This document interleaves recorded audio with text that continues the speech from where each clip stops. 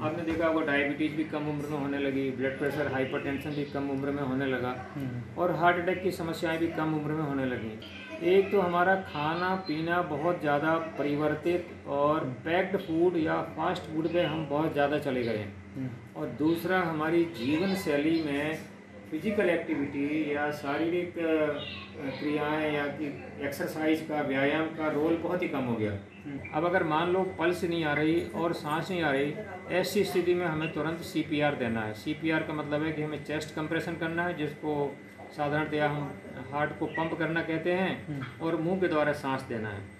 तो सीने में हम प्रेस करते हैं, पंप करते हैं, जो 30 बार करते हैं और 2 बार मुंह से हम सांस देते हैं। ये साइकिल चलती रहती है। इस खबर के प्रायोजक हैं श्री कृष्णा यूनिवर्सिटी, सागर रोड, छतरपुर। नमस्कार, आप सभी का स्वागत है वरदान एक्सप्रेस पर। मैं हूं लोकेश चौरसिया। इन दिनों अक्सर ये देखा जाता है कि कम उम्र के बच्चों को भी हार्ट अटैक आ जाता है और अचानक उनकी मौत हो जाती है। ऐसे ही मामले मध्य प्रदेश के छतरपुर में भी सामने आए हैं, जिसमें हाल ही में एक 16 साल के बेटे की मौत हो गई, जिसके बाद इस मामले ने लोगों को जागरूक किया। और ऐसे ही एक समाज सेवी कहें और डॉक्टर, पेशे से डॉक्टर हैं, उन्होंने एक रावत जी हैं, उन्होंने छतरपुर आकर एक शिविर लगाया है और स्कूलों में, कॉलेजों में जाकर वो बच्चों को जागरूक कर रहे हैं कि अगर किसी भी व्यक्ति को अचानक हार्ट अटैक आ जाए तो उसे कैसे तुरंत आप मदद कर सकते हैं, एक मसीहा बन सकते हैं। तो पूरी चर्चा करने के लिए हमारे साथ डॉक्टर A.K. रावत जी मौजूद हैं। उनसे ही जोड़ते हैं और बात करते हैं कि आखिरकार उन्हें ये जो समाज सेवा है वो कैसे सामने आई है।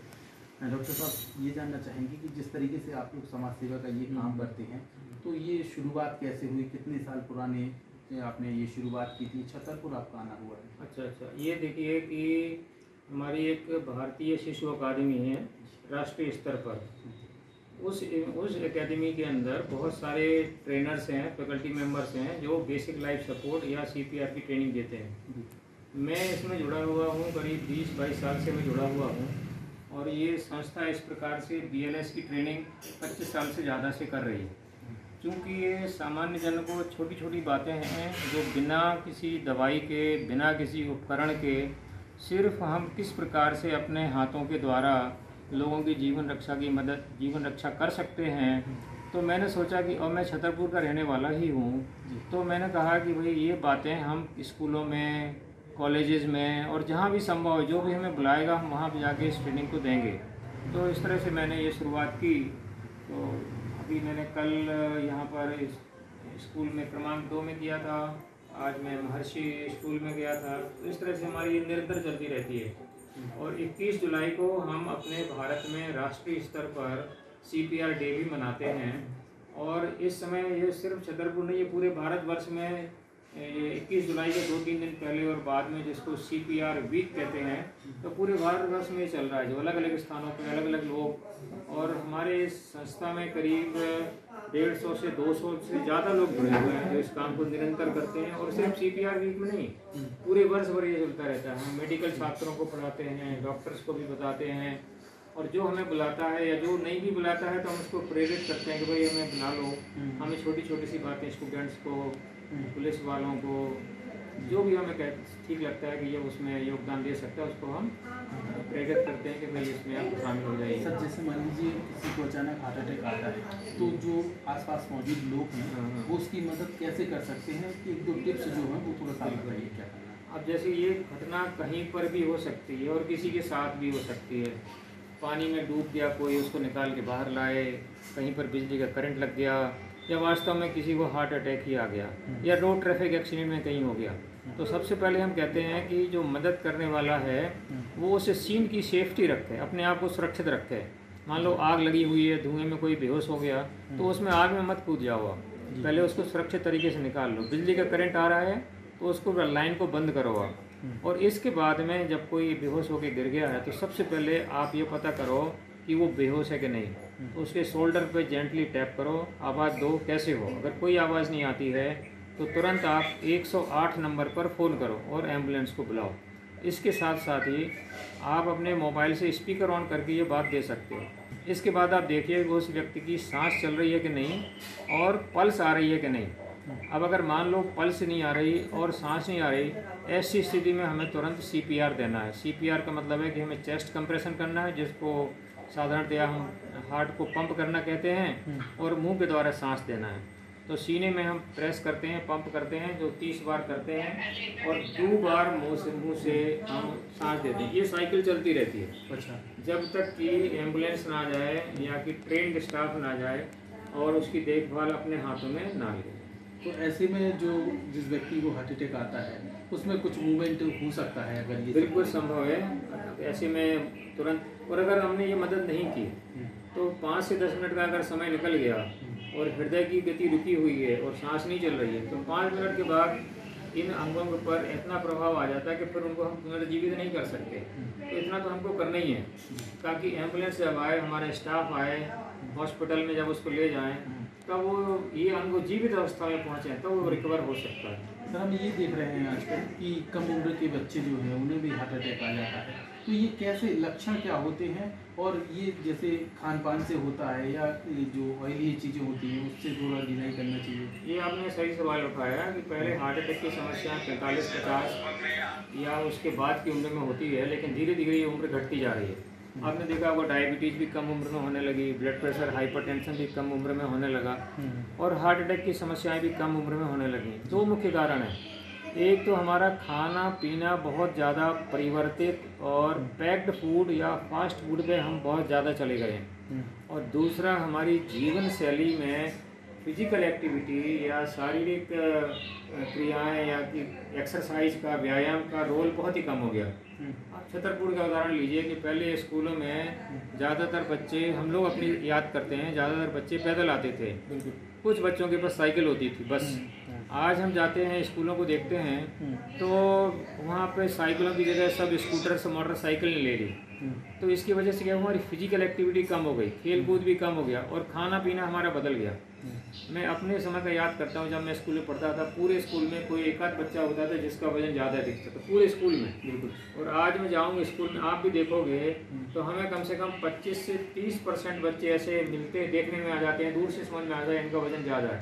कारण सिर्फ 2 है, उनका खाना पीना बहुत ज़्यादा फास्ट फूड और कृत्रिम फूड और पैक्ड फूड पे चला गया है और फिजिकल एक्टिविटी करीब करीब ना के बराबर है। सर, जैसे ऑयल का जो सेवन ज़्यादा करते हैं उनको ये बीमारी ज़्यादा होती है क्या हार्ट अटैक की? ऑयल के सेवन में ये होगा कि वजन ज़्यादा तेज़ी से बढ़ेगा और बहुत अच्छे तरीके का ऑयल भी नहीं आता। आजकल जो मार्केट में बहुत सारी चीज़ें बनती हैं वो एक पाम ऑयल से बनती हैं और पाम ऑयल थोड़ा सा सस्ता भी पड़ता है और पाम ऑयल स्वास्थ्य के लिए अच्छा नहीं है। इसलिए बाहर पकी हुई खाना, बाहर बना हुआ खाना, पैक्ड फूड का हमें प्रयोग न्यूनतम रखना चाहिए। इसके लक्षण क्या हैं और जिनको अगर हार्ट अटैक होता है तो फिर उनको कैसी सावधानियां अपनी लाइफ में रखनी चाहिए ताकि दोबारा उन्हें इस बीमारी से ग्रसित न होना? लक्षण तो कुछ नहीं ऐसा, वो तो होता तो अचानक ही है। ये करंट लग गया तो उसका कोई लक्षण पहले से नहीं होगा, या कभी हार्ट अटैक होगा तो पहले से लक्षण कुछ नहीं होते। वो एडल्ट में, वयस्कों में होते हैं कि उनको कभी कभी चेस्ट में पेन या सांस कभी कभी चलती है, ऐसा कभी कभी होता है। बाद में सावधानी ये रखना है कि हमें अपनी दिनचर्या, जीवन शैली, क्योंकि इसको लाइफ स्टाइल डिजीज भी बोलते हैं, तो हमारी जीवन शैली स्वस्थ होना चाहिए। स्वस्थ जीवन शैली के लिए 2 चीज़ें बहुत ज़रूरी है कि हमारा खाना पीना जो है ना बहुत, जिसको कहते हैं ना सात्विक होना चाहिए, जिसमें हम कहते हैं कि 5 चीज़ें आपके खाने में होना चाहिए: दाल, चावल, रोटी, सब्जी, फल, थोड़ा बहुत घी, तेल, थोड़ा बहुत दूध, दही, बस।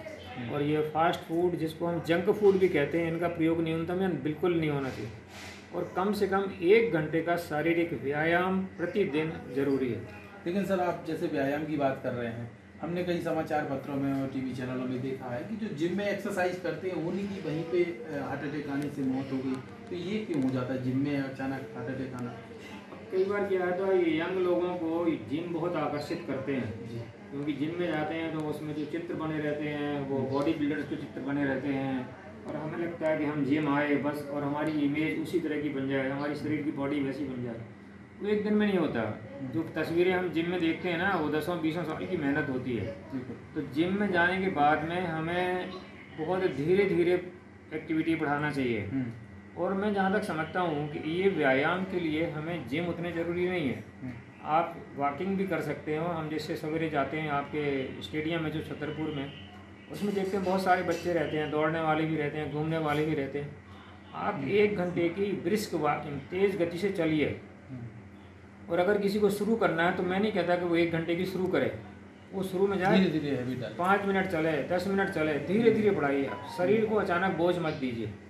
शरीर पे बोझ दिया तो वो वजन हार्ट पे आएगा, अचानक बोझ दिया तो वो फेल हो जाएगा।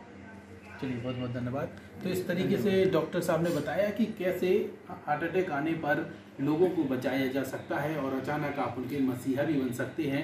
इस तरीके का वो शिविर और जागरूकता फैलाने के लिए छतरपुर के अनेक स्कूलों कॉलेजों में जाकर वो बच्चों को प्रशिक्षित दे रहे हैं। इसके साथ ही यहाँ पे डॉक्टर ऋषि द्विवेदी हमारे साथ मौजूद हैं, जो यहाँ पे समाज सेवा के रूप में कार्य कर रहे हैं अपनी जॉब के अलावा।